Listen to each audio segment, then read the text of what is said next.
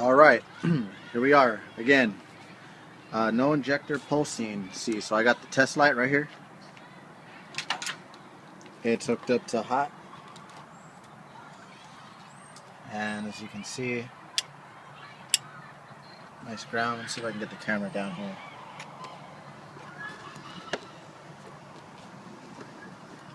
Okay, right now the key's in the off position. Now I'm gonna go ahead and probe the ground to the injector plug. Sorry, getting both in frame. As you can see, it turns on.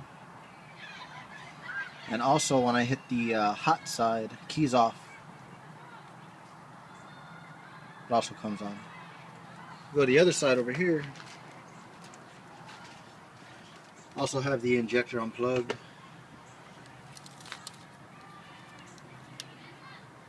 Except something different happens here. Going with the hot side first. See, it turns on.